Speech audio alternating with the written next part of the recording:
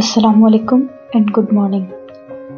Today we are starting Science of Class 8. We have discussed first semester, first monthly assessment in our last lecture. Today we are discussing first semester, second monthly assessment, unit number 3, Cell, Heredity and Evolution. And my name is Karishma. Before starting our lecture, we have discussed some key points, some important key points of this chapter. The human body is made up of millions of cells. हमारी जो body है, हमारे इंसानों की body जो है बनी हुई है millions of cells की. They are about 0.005 millimeter to 0.02 millimeter in diameter. All cells have the same basic structure. हर सेल का अपना एक बेसिक स्ट्रक्चर है जो के सेम है, बट उनके फंक्शन अलग हो सकते हैं. Most of cells have nucleus in the centre. Almost हर सेल के सेंटर में उसका न्यूक्लियस होता है. The nucleus of cell contains long thread like structures called chromosomes. So now we are discussing deoxyribonucleic acid. Chromosome contain a complex chemical called deoxyribonucleic acid और DNA. Chromosome है, उसके पास एक complex chemical है जिसे हम deoxyribonucleic acid या DNA कहते हैं, which controls the development of the characteristic, जो कि कैरेक्टर्स की डेवलपमेंट को कंट्रोल करता है. That an organism inherit from its parents, जो कि ऑर्गेनिज्म अपने पेरेंट्स से विरासत में लेता है.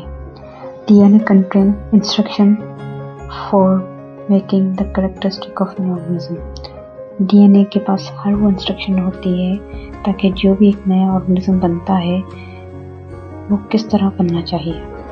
किसी भी कैरेक्टर को बनने के लिए, किसी भी ऑर्गेनिज्म को बनने के लिए उसके कैरेक्टर्स बहुत अहमियत रखते हैं, और जो DNA कैरेक्टर्स कैरी करता है, almost all characters carries DNA, जिसके कुछ एग्जाम्पल यहाँ दिए गए हैं, जैसे skin colour, hair colour, eye colour, etc.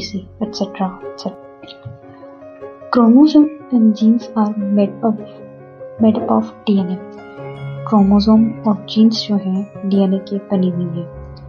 The DNA molecules is like a twisted ladder called double helix. जैसे आपको साइड में एक पिक्चर दिख रही होगी कि ये ट्विस्टर, एक लेडर को अगर ट्विस्ट करके दिखाया जाए तो उस तरह का इसका स्ट्रक्चर है. When cell divided, the DNA first duplicate itself. जब सेल डिवाइड होता है तो DNA पहले अपनी एक कॉपी बनाता है.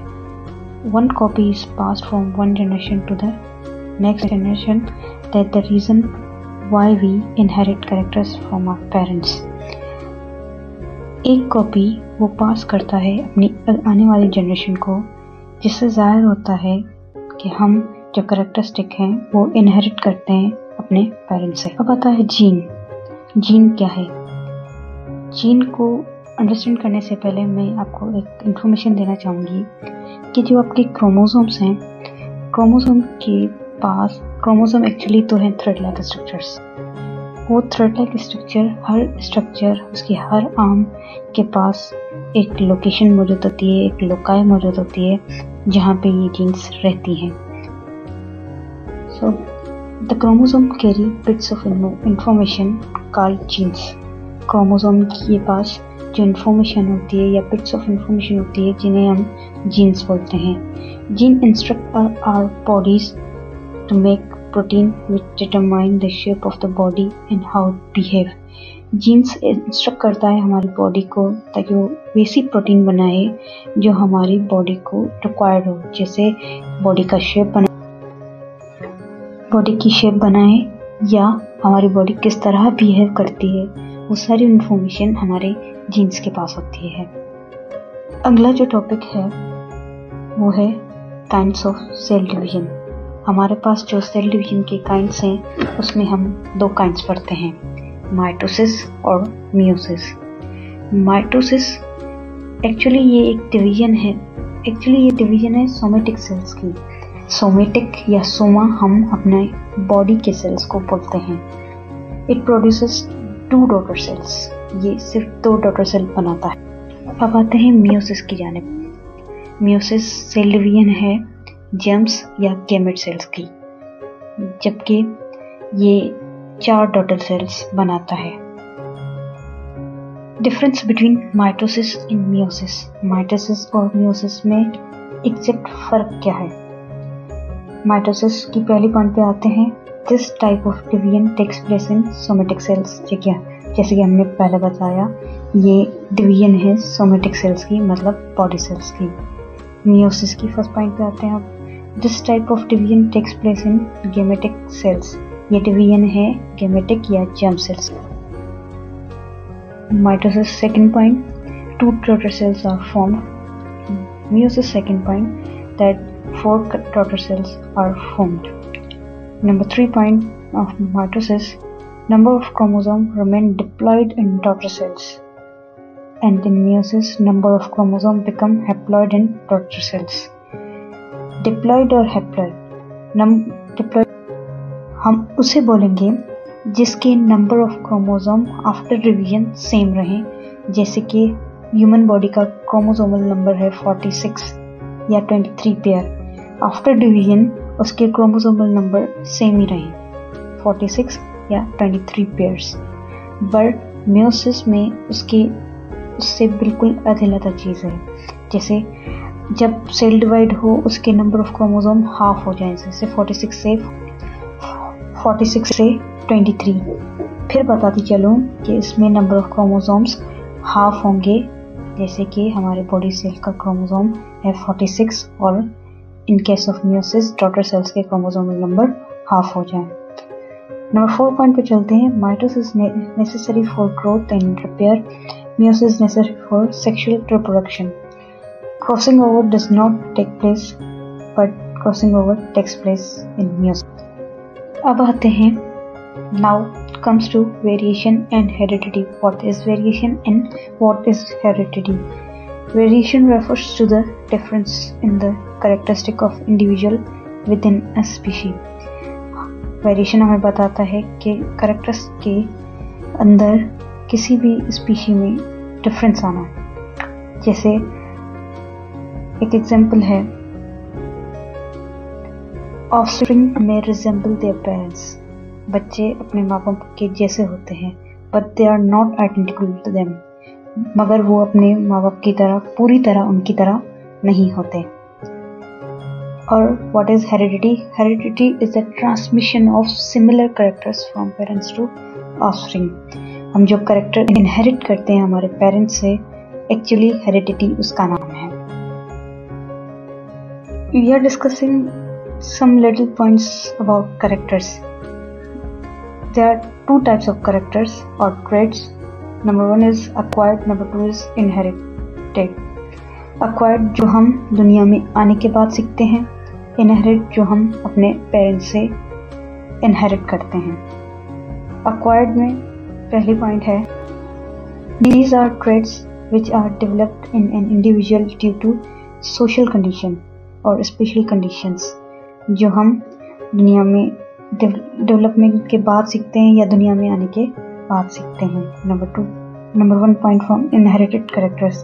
These are traits which are passed from one generation to the next. एक जनरेशन से जब दूसरे जनरेशन में जो कैरेक्टर्स जाते हैं उन्हें हम इनहेरिटेड कैरेक्टर्स बोलते हैं। Number 2 point of acquired traits, they can not be transferred to progeny. ये कैरेक्टर्स अपनी नेक्स्ट जनरेशन में नहीं जाते। Number 2 point from inherited characters, they get transferred to the progeny. वो characters transfer होते हैं अपनी आने वाली generation में भी। Number 3 point from acquired traits, they cannot direct evolution. Number 3 point from inherited characters, they are helpful in evolution. Acquired characters helpful नहीं हैं, कोई participate नहीं करते evolution में, पर इनहेरिटेड कैरेक्टर्स करते हैं। जिसका एक्वायर्ड कैरेक्टर का जैसे एग्जांपल है, लो वेट ऑफ स्टार्विंग बीटल्स। किसी भी बीटल का जो वेट है लो है, तो ये कोई ये एक्वायर्ड कैरेक्टर है, ये आगे फॉलो नहीं होगा। और इनहेरिटेड कैरेक्टर का एग्जाम्पल है colour of eyes and hair, ये जनरेशन टू जनरेशन इनहेरिट होता है। The next topic is pattern of inheritance. Pattern of inheritance को सीखने से पहले we have to learn these terms. The first term is zygote. Zygote, what is zygote? The cell formed by the union of male sex cell or sperm and a female sex cell and ovum. The union of these cells called zygote or recessive character. Genes which suppressed and dominated by other gene. वो gene जो suppress हो जाए या उस पे कोई और gene dominancy दिखाए, उस कैरेक्टर को बोलते हैं dominant character. The next topic is, next definition is homologous gene. Homologous is a genetic condition where an individual inherits the same allele or same genes of a gene from both of the parents. Another definition is heterozygous gene. Heterozygous is a genetic condition where an individual inherits the different allele of a same parent or of a same gene from the two parents. Next definition is dominant, the genes which are expressed physically. वो gene जो जाहिर हो उस gene को बोलते हैं dominant gene और dominant character. The next topic is Mendel's experiment. Who is Mendel? Actually, in 1865, Georg Mendel, an Austrian monk, carried out simple experiment. He used garden peas in their experiment. He noticed a number of differences in their characteristics. Gregor Mendel ने अपना एक simple experiment दिखाया जो था garden piece पे। इसने बहुत सारे डिफरेंसेस यहाँ पे नोटिस किए, जिसमें 7 जो थे वो मिल थे, जैसे flower colour, flower position, seed colour, seed shape, peel colour और stem length. Another small topic is mutation. Mutation is a change in a DNA sequence. Mutation एक तब्दीली है जब DNA sequence डिस्टर्ब हो या चेंज हो जाए। Mutation can result from DNA copying mistake made during cell division. Mutation इस तरह भी हो सकती है जब सेल डिवाइड होता है तब DNA अपनी जब कॉपी बनाता है उसके रिजल्ट में भी म्यूटेशन आ सकती है। Exposure to ionizing radiation, exposure to chemicals, X-rays also cause mutation, or these chemicals called mutagens or infections by viruses. इसके कुछ एग्जांपल्स इस तरह हैं, डाउन सिंड्रोम है, जैसे कि हेमोफीलिया है, क्लाइनफिल्टर सिंड्रोम है। इनमें होता क्या है कि जीन की सीक्वेंस या डीएनए की सीक्वेंस डिस्टर्ब हो जाए। Now evolution. Evolution actually change and improvement from simple beings. शुरू से लेके जो तब्दीलियां आए, जो इम्प्रूवमेंट्स हों लाइफ के अंदर किसी भी ऑर्गेनिज्म के साथ, उसे हम एवोल्यूशन बोलते हैं। The first living things appeared on Earth about 3500 million years ago. जो पहला लिविंग थिंग्स जो अर्थ पे या जमीन पे अपीयर हुआ वो 3500 मिलियन साल पहले हुआ था। The theory how evolution took place was first put forward 100 years ago by Charles Darwin. एक साइंटिस्ट थे चार्ल्स डार्विन, उन्होंने पहली बार एवोल्यूशन के बारे में हमें बताया। Darwin suggested that there is variation within a population of living things. तब्दीली तो आई है आबादी के अंदर किसी भी लिविंग ऑर्गेनिज्म की। There is a struggle for survival within population. Survive करने के लिए पॉपुलेशन को स्ट्रगल करना पड़ रहा था। Some individuals are better adapted to that surrounding. They are more likely to grow and reproduce. Other will die out.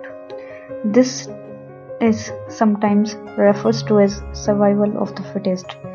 दुनिया में रहने के लिए इंसान को स्ट्रगल करनी पड़ती है, उसे सराउंडिंग को एडॉप्ट भी करना पड़ता है, जिसे हम बोलते हैं सर्वाइवल ऑफ द फिटेस्ट.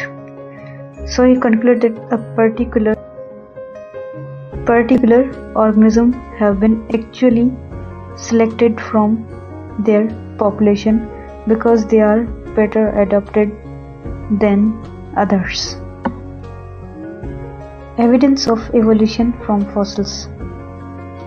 हमें fossils के ज़रिए evolution के क्या evidences मिलते हैं, उसमें पहला यह है कि fossilized plants and animals can serve as evidence of evolution. जो fossilized plants हैं या animals हैं, ये हमें evolution का भी evidence बताते हैं या evidence बताते हैं. Scientists use fossils to find similarities between ancient species and the ones that are alive today.